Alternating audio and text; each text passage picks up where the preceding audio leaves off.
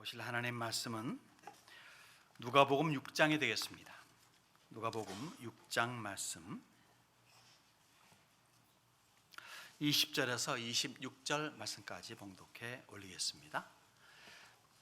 누가복음 6장 20절에서 26절까지 예수께서 눈을 들어 제자들을 보시고 이르시되 너희 가난한 자는 복이 있나니 하나님의 나라가 너희 것이며 지금 줄인 자는 복이 있나니 너희가 배부름을 얻을 것이며 지금 우는 자는 복이 있나니 너희가 웃을 것이며 인자로 말미암아 사람들이 너희를 미워하며 멀리하고 욕하고 너희 이름을 악하다 하여 버릴 때에는 너희에게 복이 있도다. 그 날에 기뻐하고 뛰놀라. 하늘에서 너희 상이 큼이라. 그들의 조상들이 선지자들에게 이와 같이 하였느니라. 그러나 화 있을진저 너희 부요한 자여 너희는 너희의 위로를 이미 받았도다. 화 있을진저 너희 지금 배부른 자여 너희는 줄이리로다. 화 있을진저 너희 지금 웃는 자여 너희가 애통하며 울리로다. 모든 사람이 너희를 칭찬하면 화가 있도다. 그들의 조상들이 거짓 선지자들에게 이와 같이 하였느니라. 아멘. 어서 다른 데서 읽어본 것 같죠? 물어볼 만한 질문입니다만 마태의 산상보훈과 아주 흡사합니다. 같은 메시지를 누가의 시각에서 이야기했을 수도 있고 또 예수님께서 외치신 말씀들이 어느 장소에서나 항상 다른 메시지만 전하지는 않았을 거예요. 비슷한 메시지, 같은 메시지를 다른 장소에서 했을 수도 있겠습니다. 아무튼 마태복음에 나오는 팔복과 누가복음에 나오는 오늘의 메시지는 같은 내용이다 볼 수 있겠습니다. 그런데 마태복음에서는요 팔복에 대해서 이야기하지만 그러나 화에 대해서는 언급이 없어요. 그런데 누가복음에서는 네 가지 복을 이야기하고 거기에 또한 상응되는 네 가지의 화를 이야기합니다. 무슨 말입니까? 누가는 이래요. 복 아니면 화다. 편히 말해서 요새 말처럼 아니면 말고 이게 아니에요. 복 아니면 화다. 중간에 없다는 거예요. 흑백 논리입니다. 오늘날 우리가 사는 사회에서는 별로 인기 없는 게 흑백 논리예요. 왜 그런 줄 아세요? 전 이렇게 봅니다. 성경이 사실 여러분 자세히 보면요 흑백 논리입니다. 죽느냐 사느냐 옳으냐 그르냐 뭐 이런 거죠. 마귀는 성경을 싫어해요. 하나님을 싫어하기 때문에. 그래서 이 흑백 논리가 보통 싫은 게 아니에요. 그런데 마귀에게 속해 있는, 철저히 속고 있는 세상은 마귀 편이죠. 그래서 흑백 논리가 싫어요. 그래서 회색지대를 중간에 만들고 그것이 좋다라고 합니다. 얼마 전까지만 하더라도 회색지대 내지 회색 분자 하면 좋지 않게 여겼죠. 지금은 어떻습니까? 오히려 관용, 포용, 수용 등등이라는 단어로 미화됩니다. 물론 얼마나 좋은 단어들입니까? 누구든지 사랑하는 마음으로 끌어안을 수 있으면 참 좋죠. 포용할 수 있으면 좋죠. 관용성 있으면 얼마나 좋은 사회가 되겠습니까? 이렇게 좋은 단어가 그런데 악용되는 것이 안타깝다는 이야기입니다. 예수님께서 이렇게 말씀하셨습니다. 간음하다가 잡힌 여자에게 뭐라고 말씀하십니까? 나도 너를 정죄하지 아니하노니. 기가 막히잖아요. 얼마나 이것이 참 율법을 뛰어넘는 그런 사랑의 그리고 이 관용하는 마음, 수용하는 마음, 포용하는 마음으로 끌어안습니까? 얼마나 좋습니까? 문제는 뭐냐면요 이렇게 좋은 것을 희석시킨다는데 모호하게 만드는 데 있다는 거예요. 나도 너를 정죄하지 아니한다는 거기서 끝나버려서 문제입니다. 옳고 그름을 그렇게 구분하길 원치 않아요. 좋은 게 좋은 거 아니겠느냐 하는 사회의 흐름에 가부를 묻지 아니하고 시시비비를 따지지 아니하고 그냥 편승할 따름입니다. 우리 예수님은 그렇게 안 하셨어요. 나도 너를 정죄하지 아니하노니 한데 뭐가 나옵니까? 가서 다시는 죄를 범하지 말라라고. 즉 너가 한 일은 틀린 일이다. 그렇기 때문에 내가 지금 너를 용서하지만 다시는 그런 짓 하면 안 돼라고 못을 박습니다. 명령하신 거예요. 다시 말해 올바른 길을 택하라 이거예요. 그 좋은 게 좋은 거지 뭐 그런 게 그런 거지 뭐 이렇게 흐지부지 하지 아니하셨다는 겁니다. 오늘 우리가 본문을 통해서 명명백백하게 구분하여 강조하는 4개의 복과 4개의 화를 잠시 살펴보기를 원합니다.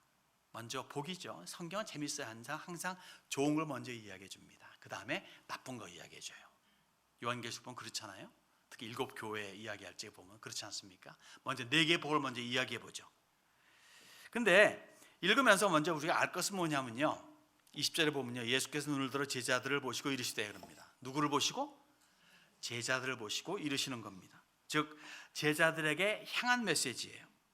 모든 이들이 주님의 말씀을 들을 수는 있어요.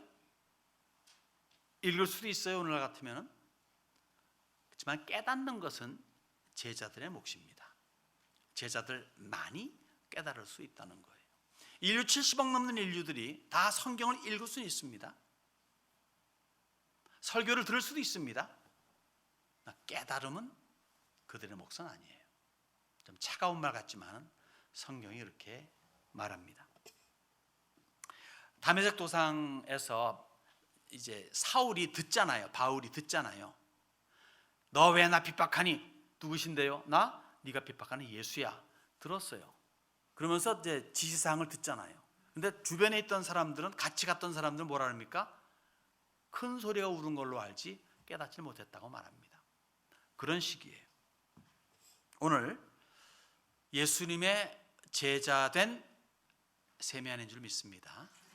그러면 깨달음은 우리들의 몫으로 남아 있습니다. 그래서 이 오늘의 말씀을 통해서 조그마한 깨달음이 있어가지고 주님께서 베풀고 싶어 하시는 4가지 복을 마음껏 받아 누리는 수혜자들이 되기를 바랍니다. 첫 번째 복은요, 가난한 자가 복되되요 너희 가난한 자는 복이 있나니 하나님의 나라가 너희 것이며. 우리 오늘 우리에게 복되다 하는 말을 하는 거니까 긍정적인 면만 보겠습니다. 다시 말해, 너 왜 가난하게 됐니? 게으름뱅이야. 이렇게 좀 부정적인 거 빼버리고, 가난한 자가 복이 있다고 했으니까 분명히 가난한 자에게 뭔가 특징이 있으니까 복이 있다고 말한 거라고요. 우리 그것만 우리 살펴보기로 하겠습니다. 한 가지만 보겠습니다. 여러 가지 중에서. 왜 여러 가지 중 한 가지냐? 부흥회도 아니고 설교도 1시간 할 수 없기 때문에 줄인 겁니다. 한 가지 보겠습니다. 가난한 자의 특징이 뭘까요? 가난한 자는요, 없어요. 없다는 얘기는 뭐예요? 권리가 없다는 겁니다.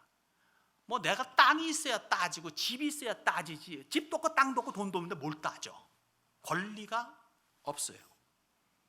하늘나라의 특징이 그렇지 않습니까? 내가 뭐 잘했어 라고 이렇게 권리 따지는, 권리를 주장하는 그러한 소리는 전혀 없는 곳이 천국입니다. 그래서 천국의 백성된 자들, 물론 천국은 물론이고 이 땅에서도 자기의 권리가 없다, 나는 가난한 자다, 없다 라고 사는 것이 마땅하다는 거죠. 그래서 천국을 잠시 보여준 곳이 있잖아요. 거기에 뭐라고 말합니까? 즉 이 세상에서 많은 상급을 받을 정도의 기가 막힌 일을 하고 이른바 가장 하나님과 가까운 곳에서 둘러 앉아있는, 보좌에 앉아있는 24장로들이 뭐라고 말합니까? 이렇게 말합니다. 세세토록 살아계시는 이 앞에 경배하고 자기의 관을 보좌 앞에 드리며 이르되 우리 주 하나님이여 영광과 존귀와 권능을 받으시는 것이 합당하오니 주께서 만물을 지으신지라 만물이 주의 뜻대로 있었고 또 지으심을 받았나이다. 이 24장로들이 누굽니까? 신구약 통틀어 가지고 모든 믿는 데 대표자들 아니겠습니까? 아마도 구약의 12지파를 대표하는 12명, 그다음에 신약의 12사도를 대표한 열두 사도, 신구약을 대표한 모든 성도들의 대표자들이 그 자리에 앉은 겁니다. 얼마나 기가 막히게 일을 잘했으면 관을 쓰고 앉아 있겠습니까?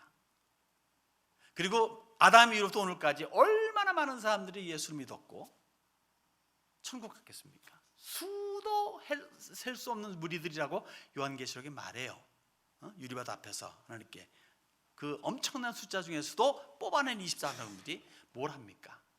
면류관을 던지는 거예요. 그리고 영광과 찬송을 받으시기 합당하신 하나님이라고 모든 크레딧, 모든 듀를 다 하나님께 돌리는 겁니다. 즉 내가 평생 동안에 수고하고 그리고 섬겼던 것에 상급으로 주어진 이 관마저 던져드렸다는 것은 이 모든 것이 내 것이 아닌 하나님의 은혜로소이다라는 고백이요, 이것이 가난한 고백이라는 거예요. 내 것이 아니다라는 그런 가난함의 표현이라는 겁니다. 이런 사람들이 천국을 선물로 받습니다. 하늘나라는 이런 사람들만이 들어갈 수가 있다는 거예요. 내 것을 내 것이라 하지 아니하는. 초대교회 성도들의 특징 중에 하나가 뭐였습니까? 누구나 다 내 것을 내 것이라 하지 아니하고 나누어 분배했다라는 성경 구절이 있지 않습니까? 가난한 자는 바로 아무것도 없는, 그래서 나의 권리를 행사하지 아니하는 그러한 자들이라는 거죠. 우리도 그렇습니까? 어떻습니까? 두 번째 복된 자는요, 줄인 자래요. 지금 줄인 자는 복이 있나니 너희가 배부름을 얻을 것이며. 자, 줄인 자의 특징이 뭡니까? 먹으려고 했을 거 아니겠어요? 그죠? 배고픈데 금강산 구경도 그렇듯이 먹는 거, 배고픈 자, 줄인 자는 우선 먹어야 돼. 먹고 싶어요. 이런 이야기 있죠. 뭔가 하여간 잘해서 상을 받아요. 상을 받는데 그 사람이 수상소감이 이렇게 말합니다. 저는 아직도 배가 고픕니다. 편한 말로 말하면 헝그리 정신을 말하는 거예요. 이 두 팀이 싸워요. 결승전에 싸우는데 그런 말 흔히 슈퍼볼에서 싸울 적에 누가 더 배고프냐, 누가 더 우승에 굶주렸냐에 따라 가지고 비슷한 대등한 실력이면은 그 헝그리 정신을 가진 자가 이긴다 그러잖아요. 그런 것을 말하는 겁니다. 배부름을 얻을 것이며. 수상 받으면서 저는 아직도 배고프다, 하고 싶은 게 더 있다는 얘기예요. 그래서 더 하고자 하는 의욕을 가진다는 얘기죠. 그러한 자들 많은 업적을 남깁니다. 여기 마태복음에서는 마태는 한 가지를 첨가해요. 의에 줄인 자는 복이 있나니. 여기서 우리 본문에서는 그냥 줄인 자인데 의에 줄인 자는 복이 있나니. 누가 의에 줄인 자일까요? 이렇게 보면 좋겠습니다. 어떻게 하면 내가 좀 더 의로운 사람이 될 수 있을까 하고 고민하는 사람이 의에 줄인 자가 아닐까. 의롭지가 못하기 때문에 내가 다른 사람과 비교해보니까 난 정말 안 좋은 사람이야, 의롭지 못해서 고민하는 자가 아니라 오히려 이런 사람들은 웬만한 다른 사람들보다 훨씬 더 의로운 삶을 살아가는 사람일 거예요. 근데 이런 사람들이 나는 절대적인 하나님의 의 앞에 비교해보니까 나는 너무도 의롭지가 못해 해서 고민하고 그리고 의로워지려고, 더 의로워지려고 애쓰는 사람이 굶주린 자라는 이야기입니다. 바울은 그런 면에서 의로우려고 엄청 애쓴 분이에요. 다메섹 도상에서 깨졌습니다. 그리고 한 10여 년 정도의 세월이 흘렀을 거예요. 혼자 독백하며 자기를 되돌아보는 시간도 있었고 1차 선교 여행도 다녀오고 그다음 그 이후에 쭉쭉 하면서 한 10여 년 정도 세월이 흐른 다음에 그는 뭐라고 처음에 자기 자신을 고백합니까? 나는 사도 중에 가장 작은 자라고 말합니다. 그리고 또 세월이 흐릅니다. 뭐라 그럽니까? 모든 성도 중에 지극히 작은 자보다 더 작은 나에게, 그만큼 더 오랜 믿음 생활하고 더 선교 활동하고 더 하나님 깨달았으면 더 의로운데 또 불구하고 자기의 믿음 고백은 뭡니까? 처음에는 사도 중에 가장 작은 자였는데 그 다음에는 모든 성도 중에 지극히 작은 자보다 더 작은 자라고 자신을 고백합니다. 이게 의의 줄인 자, 굶주린 자의 자연적인 모습이에요. 근데 그의 인생 말기에 그는 뭐라고 말합니까? 인생 말기에 나는 죄인 중에 괴수라. 그냥 뭐 작은 자 중에 더 작은 자가 아니고 사도 중에 가장 작은 자가 아니고 모든 사람들이 그냥 그게 아니라 모든 죄인들 중에 자기가 괴수래요. 얼마나 그의 인생이 아름다웠습니까? 얼마나 상받을 일 했습니까? 그런데 그는 스스로 고백하기를 나는 죄인 중에 괴수라. 왜? 절대 의를 깨달으면 깨달을수록 내가 얼마나 뼛속 깊이 죄인인 것을 깨닫기 때문에 나는 죄인 중에 괴수라고 고백하는 겁니다. 이것이 굶주린 자의 모습이에요. 속이 찬 깡통 물속에 가라앉습니다. 익은 벼 고개 숙인다 그러잖아요. 그렇듯이 알면 알수록 깨달으면 깨달을수록 머릿속에 가슴속에 말씀으로 채워지면 채워질수록 나의 의라는 것은 정말 보잘것없음을 알게 됩니다. 그래서 더 숙여지고 더 낮아져요. 이사야 선지가 이렇게 외치지 않습니까? 우리는 다 부정한 자 같아서 우리의 의는 다 더러운 옷 같으며 넝마, 걸레 그런 모습을 생각하면 되겠습니다. 그래서 우리는 하나님의 의를 덧입으려고 배고파야 된다는 거예요. 헝그리 정신입니다. 내가 지금 이만큼 의로우면 됐지가 아니라 나 왜 이렇게 나는 그럴까 하면서 더 의로워지려고 하는 헝그리 정신이 요구된다. 그러한 사람들에게 의가 덧입혀질 줄로 믿습니다. 그러한 우리 세면입니다. 세 번째, 누가 복된 자냐? 우는 자가 복되대요. 우는 자는 복이 있나니 너희가 웃을 것이며. 왜 울까요? 사람들이 아파서, 슬프니까, 괴로워서, 또는 헤어져서, 버림받아서, 억울해서, 뭐 때로는 뭐 너무 즐거워서 우는 일도 있습니다. 어쨌든 이건 다 주관적인 울음입니다. 객관적인 울음도 있어요. 불쌍해서, 안타까워서, 무지해서. 그런데 손 쓸 수가 없어요. 이해를 시킬 방도가 없어요. 그래서 웁니다. 또는 하고 싶지 않아. 내가 해야만 돼요. 정말 하기 싫은데 해야만 해. 안 하면 안 돼. 그래서 울어요. 일반 사람들은 주관적인 울음이 대다수입니다. 그런데 예수님께서는 철저하게 객관적이셨습니다. 나사로의 죽음 앞에서 예수님께서 우셨어요. 물론 겉에 보이는 부분은 그 나사로를 사랑했죠. 또 마리아 마르다 사랑했죠. 또 아마도 내면적으로 들어가게 되면은 나사로라 그랬으니까 분명히 부모 없고 그냥 남매 그 세 명이서 그냥 어떻게 살아가는 모습이 좀 안타까운데, 그러나 오빠 맞춰 죽으니까 어떻게 됩니까? 마르다 마리아 어떻게 되겠습니까? 좀 안 되지 않았습니까? 그런 면에서 또 그 사랑하지 않습니까? 특별히 사랑하는 그들이었으니까 더 그런 정적인 면도 있었겠지만 또 한 가지 뭐냐면요, 무지한 것 때문에. 얘들아, 내가 야이로의 딸도 살리지 않았니? 나는 전혀 내가 몰랐던 사람들이야. 백부장의 종도 살리지 않았니? 죽었는데. 근데 여기 얘들은 누구니? 내가 사랑하는 애들 아니니? 근데도 알고 대고 하니까 그래서 우셨다 볼 수 있습니다. 또 겟세마네에서의 통곡이 있죠. 사실 복음서를 보게 되면은, 그리고 이제 그 유명 화가들이 그린 그림들 보게 되면요, 겟세마네에서 기도가 어떻습니까? 저는 그 기억이 이만한 돌에 탁 이거 올려놓고 하늘을 탁 바라보는 멋지게 생긴 남자가 있어요. 그게 겟세마네 기도입니다. 많은 히브리서 보게 되면요, 통곡하면서 기도하셨다래요. 무릎을 꿇고 두 손을 밟고 그냥 그 얼마나 울었던 그리고 복음서에서 뭡니까? 그가 흘리는 땀이 핏방울 같았대. 얼마나 힘쓰고 했었으면 통곡하면서 그러한 기도를 올린 거죠. 왜요? 원치 않거든. 아버지 할 수만 있으면 이 잔을, 원치 않았어요. 근데 그 길밖에 없어요. 그래야만 모든 믿는 사람들의 구원을 줄 수가 있어요. 내가 아니면 안 돼요.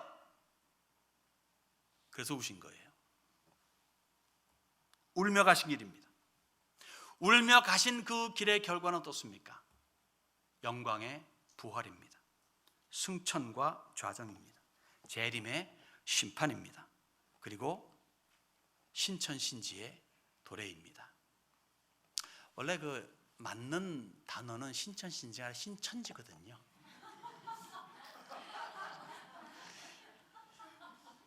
제가 어릴 적에 그 친구 데리고 집에 올 때 엄마 동무 데려왔어 그랬거든요. 혹시 저보다 연세가 많으신 분들은 아마 다 동무란 말 썼을 거라고. 근데 어떤 놈 때문에 그것도 못 쓰게 되고 말이죠. 어쨌든 신천신지의 도래가 있게 됩니다. 얼마나 이 울음이 웃음으로 변합니까? 정말 하늘을 바라보며 판대소하는 그런 기가 막힌 결과를 얻게 되는 거죠. 우는 자 복이 있다는 게 이런 의미입니다. 자, 우리도 그러한 주관적인 울음에 국한되는 것이 아니라 객관적인 애통을 할 수 있을까요? 너의 구원을 위해 나의 울음을 기다리시는 주님은 아니실까요? 너무 우리는 편하게 예수 믿자 아님 말고 혹시 이게 아닐까요? 사실 저 자신에게 던지는 말이기도 합니다. 우리 주님께서는 내가 울며 갔는데, 내가 너의 구원을 위해서 울며 갔는데 너도 한번 그래 보지 않을래? 하신 건 아닐까요? 네 번째 복은요, 핍박당하는 자의 복이랍니다. 인자로 말미암아 사람들이 너희를 미워하며 멀리하고 욕하고 너희 이름을 악하다 하여 버릴 때에는 너희에게 복이 있도다. 예수 때문에 여러분 핍박 받아본 적이 있습니까? 오늘을 살아가는 우리에게는 별로 익숙하지 않은 단어입니다. 오히려 예수 믿는다는 것이 더 우월해져 가지고 그 우월감 속에 살아가고 있는 우리들은 아닙니까? 혹이나 자신의 성격이나 행위로 인해 가지고 욕을 먹거나 핀잔의 대상이 될 수는 있겠죠. 그러면 그래서는 안 된다는 거예요. 여기서 말하는 핍박은 그런 핍박을 말하는 게 아닙니다. 좀 뭐가 나가지고 좀 뭐 때문에 어이구 저것도 인간이라고 어이구 저러고도 교회 다닌다 그래? 이런 행실적인 면에서 성격적인 면에서의 그런 잘못된 것을 말하는 것이 아닙니다. 성경은 분명히 이렇게 말해요. 너희의 착한 행실로 하나님께 영광을 돌리게 하라고. 우리의 언행은 착하고 이 착함이 무사람들로 하여금 하나님 믿기 때문에 그런 거구나, 예수님 믿기 때문에 그런 거구나 라고 그렇게 해야 된다는 이야기예요. 그래서 초대교회에서 어떻게 행동을 했길래 주변에 많은 사람들이 그들과 상종하기를 두려워했지만 뭐라고 말합니까? 분명히 사도행전 이렇게 말합니다.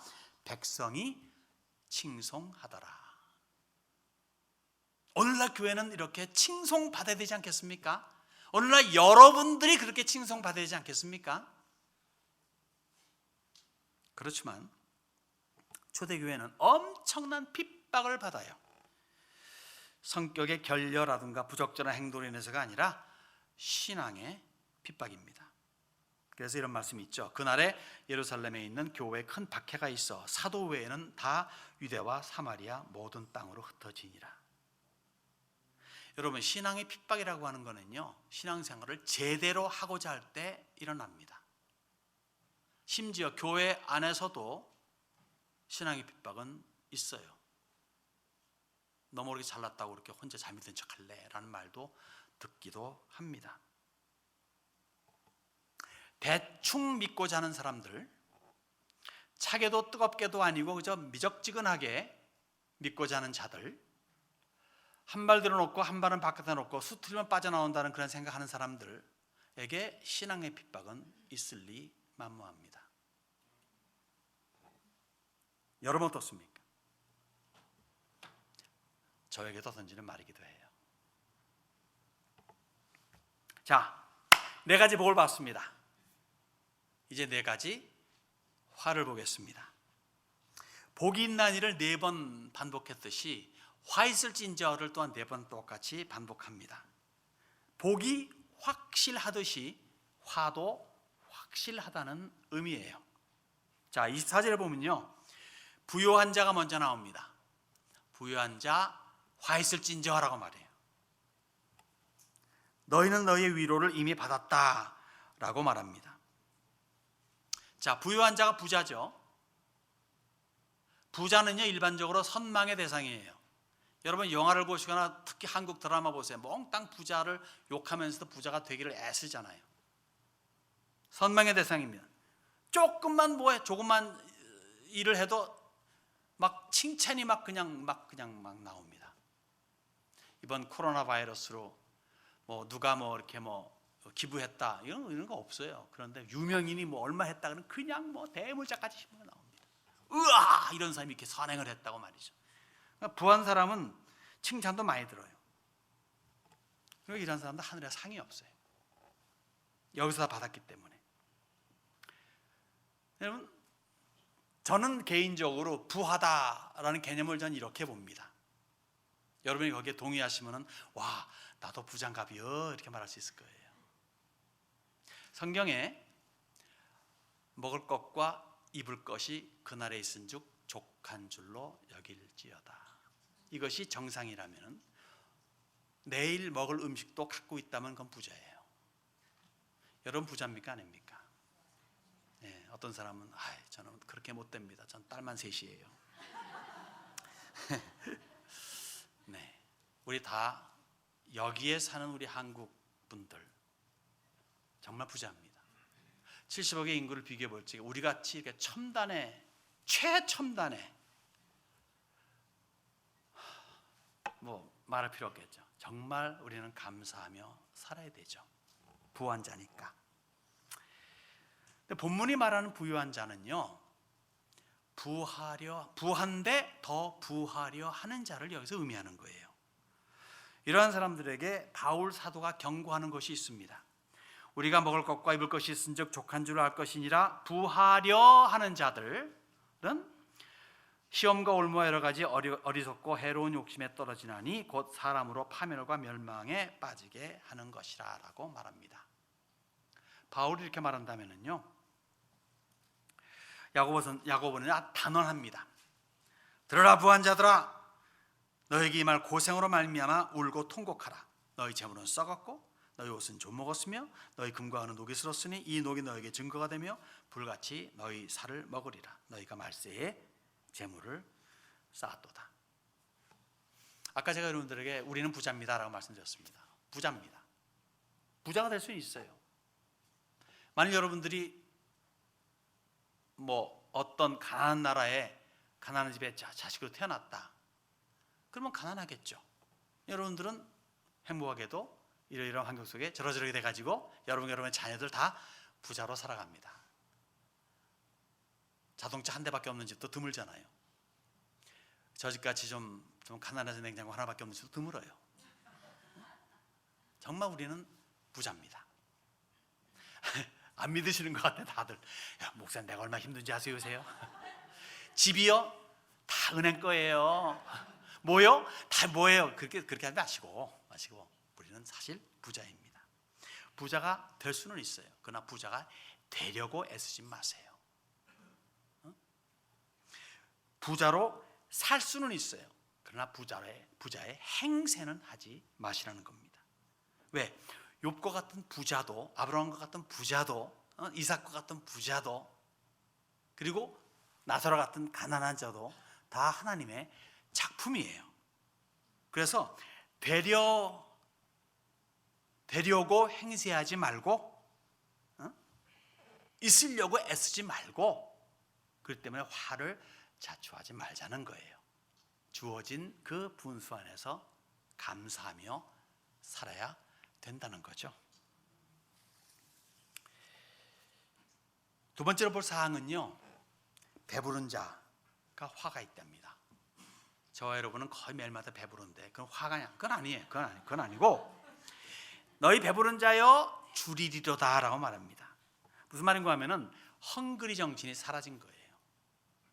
그건 내려가는 길밖에 없습니다. 즉 또 좀 더 이렇게 익스팬드 시키면은 의로움에 배가 불렀어요. 아, 나 이만하면 의롭지.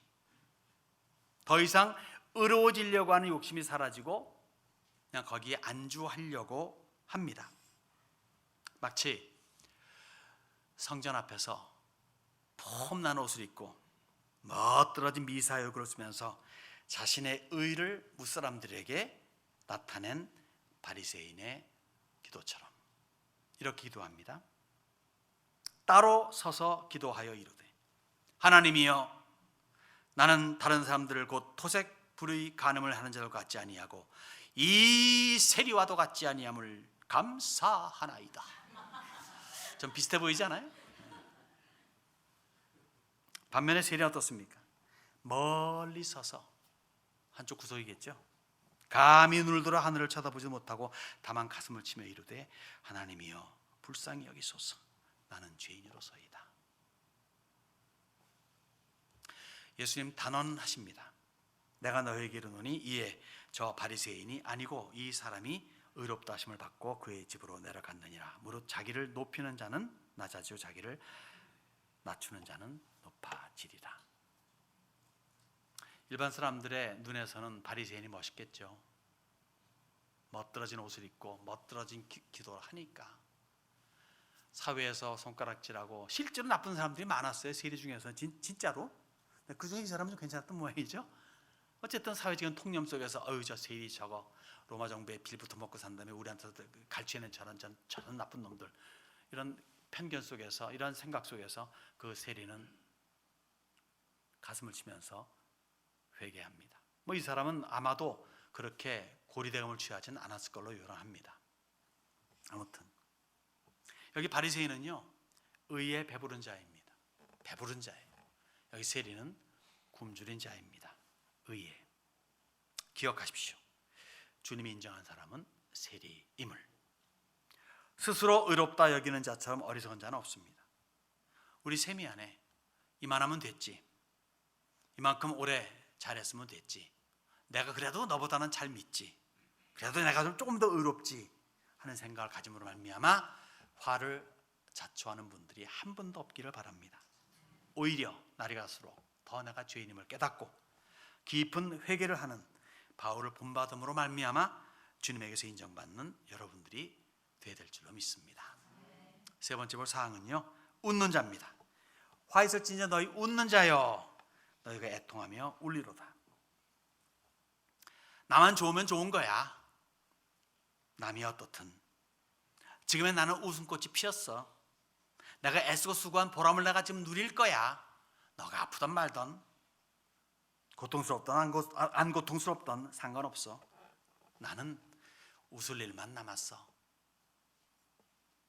나는 개미같이 일했어. 많이 모아뒀어. 너는 배짱같이 놀았어. 너는 그래서 안 되는 기여 라고 판단까지 하면서 나는 이제 웃을만 남았다고 그렇게 안심하는 그런 사람들에게 주는 경고라 볼 수 있겠죠. 그 얘가 한 부자 아니겠습니까? 웃을 일만 남았어요. 엄청난 그러한 풍성함을 얻었어요. 성경이 이렇게 말합니다. 혼잣말로 말하죠.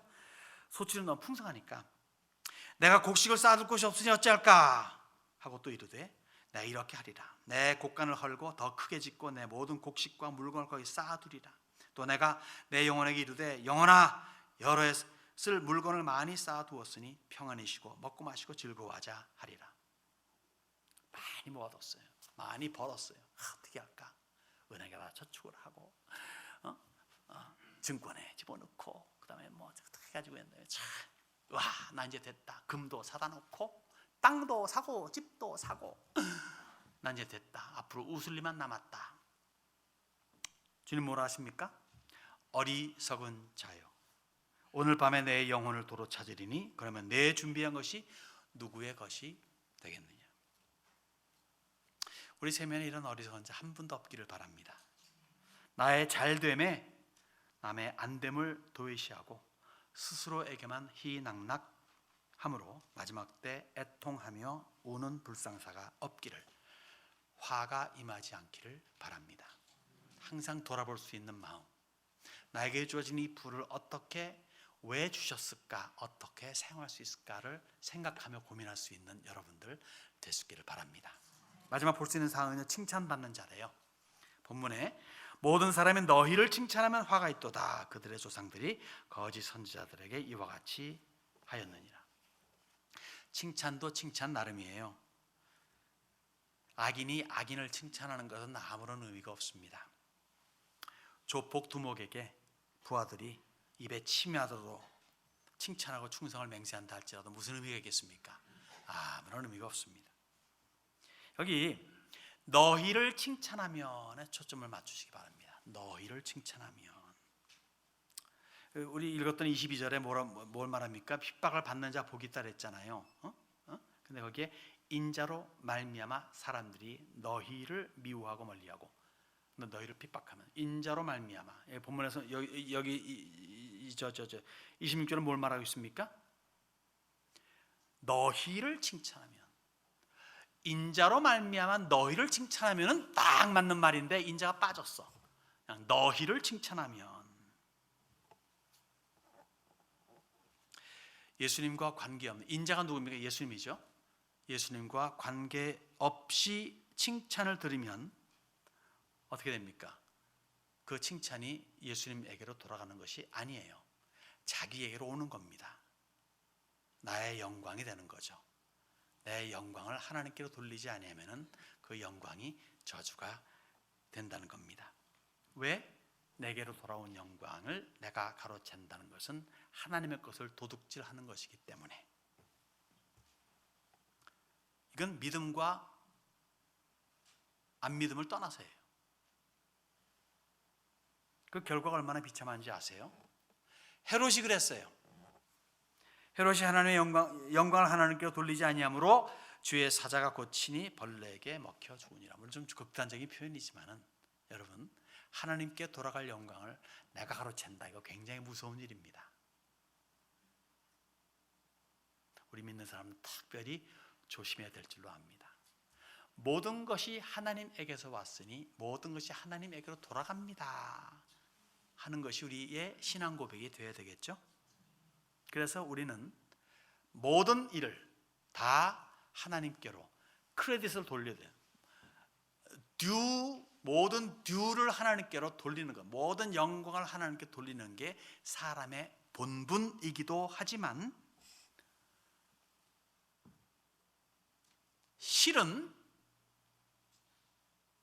내가 존재하는 것조차도 그분 때문이라는 것, 우리가 그분 때문에 숨쉬고 거동하고 있느니라 라고 바울이 말한 것처럼, 사실 우리가 존재한다는 것 자체, 숨쉰다는 것 자체, 행동하는 것 자체가 그분 때문이라는, 하나님 때문이라는 거예요. 그렇기 때문에 우리에게 돌아올 영광은 없고, 우리를 통해서 인자에게로 영광이 돌아가야 된다는 거죠.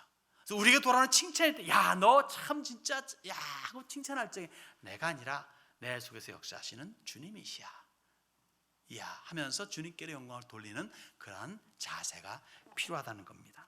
혹 우리 세미 안에 이렇게 자기가 칭찬받기를 원해서 자기에게로 크레딧을 돌리고자 하는 그러한 이들이 한 분도 없기를 바랍니다. 모든 것을 주님께로 돌리는 우리들, 그래서 주님 기뻐하심을 잇는 우리 한 사람들이 되기를 바랍니다. 네, 누가는 4가지 복을 언급하면서 거기에 상응하는 4가지 화도 언급했습니다. 중간에 어정쩡한 부분이 없어요. 어정쩡한 부분은 사람이 만들 뿐입니다. 여러분, 성경에 천당과 지옥이 있잖아요. 근데 좀 뭐해, 그래서 중간지대를 만들어요. 연옥이라는 것을. 성경에 말 안 해요. 또 사람은 한 번 죽으면 너무 좀 뭐하지 않아? 그래서 환생이라는 또 개념을 만들어냅니다. 성경 그런 거 없어요. 이거 아니면 저거입니다. 어정쩡한 부분이 없어요. 우리는 무엇을 택하겠습니까? 복입니까? 화입니까? 정상적인 사람이라면 다 복을 택하겠죠. 화를 택하는 사람은 사이코입니다. 이 자리에 사이코 없죠. 복된 삶을 그러면 살아야 되겠죠. 복을 택하면 복이 들어 복된 삶을 살아야 되겠죠. 복된 삶을 살기 위해서 거저 얻어지는 건 없어요. 사실은 대가가 있습니다. 그 대가를 치를 줄 알아야 합니다. 예수님께서 그 대가를 얻어 십자가에서 치렀죠. 이렇게 뭐라 말씀하시니까 나를 따르려거든 자기에게 주어진 십자가가 있대요. 부인하고 너 자신을 부인하고 너에게 주어진 십자가가 있는데 그 십자가를 지고 나를 따를 것이냐라고 말하잖아요. 이것이 치르는 대가입니다. 가난, 주림, 울음 및 핍박을 두려워하지 말고 맞아들이면서 복을 누리는 여러분이 되시길 바랍니다. 그래서 세상에 결국 썩어 없어질 것들, 헛된 복이 아니라 영구적인 썩지도 녹슬지도 그리고 않는 그러한 천국의 복을 풍성히 누리는 우리 세미야니 또 이 말씀을 듣는 모든 여러분들이 될 수 있기를 주님의 이름으로 축원합니다.